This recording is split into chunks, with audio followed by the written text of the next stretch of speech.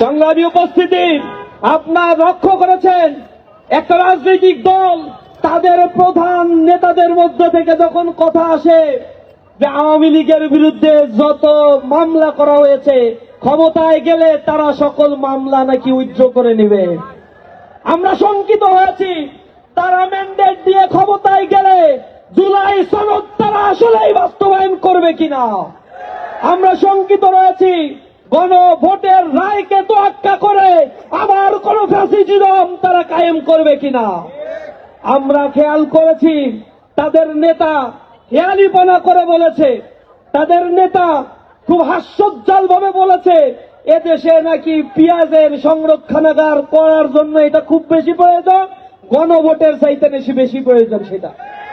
তা আমরা তো বলি বাংলাদেশের জাতীয় নির্বাচনে প্রায় ২,৯৯৫ কোটি টাকা বরাদ্দ দেওয়া হয়েছে। তো এই বরাদ্দের কি দরকার আছে? এই ৩,০০০ কোটি টাকা এটা জনগণের মধ্যে এখনো পর্যন্ত বাংলাদেশে ৩০ লক্ষ বেকার আছে। এই বেকারদের মধ্যে ভাগ করে কর্মসংস্থান সৃষ্টি করলেই তো হয়। জাতীয় নির্বাচনের কি দরকার আছে? তারা তো ধরেই নিয়েছে তারা জুলাই সনদ মানে না, গণভোট মানে না, স্বাক্ষর করছে, এখন তারা নোট অফ ডিসেন্ট দিয়ে বসে আছে। তারা বাংলাদেশের সংবিধানের গুরুত্বপূর্ণ সংস্কার মানে না, তারা শুধু চায় একটা নির্বাচনের মধ্য দিয়ে ক্ষমতায় যাবে। ইতিমধ্যে যা লুটপাট করেছে তা দিয়ে কয়েক হাজার গণভোট করা সম্ভব। এই লুটতরাজ এইগুলোকে বৈধতা দেওয়ার জন্য তারা শুধুমাত্র তথাকথিত একটা নির্বাচনই চায়। জনগণ তাদের এই ফন্দি বুঝে গিয়েছে, আর জনগণ ফুঁসে উঠেছে, আওয়াজ তুলেছে, সর্বস্তরের জনতা কথা বলছে। আমার যা মনে হয় কিছুদিন পরে তারাই বলবে বাংলাদেশে ফেব্রুয়ারিতে নির্বাচনের কোনো অবস্থা নাই, আমরা নির্বাচন চাই না।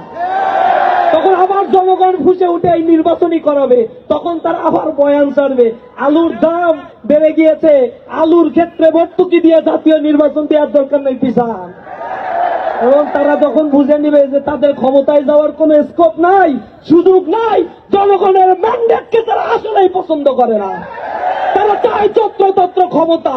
তারা জনতাকে পছন্দ করলে জুলাই আন্দোলনে যারা শহীদ হয়েছে তাদের স্বীকৃতি দেয়া, আহতদের স্বীকৃতি দেওয়ার জন্য জুলাই সনদের ভিত্তি এই বাংলাদেশে আরো 1 বছর আগে দরকার ছিল। সে আইনি ভিত্তির ক্ষেত্রে সবচেয়ে বড় প্রতিবন্ধকতা সৃষ্টি করেছে এই নব্য ফ্যাসিস্ট হয়ে ওঠার চেষ্টাকারী এই দলটি।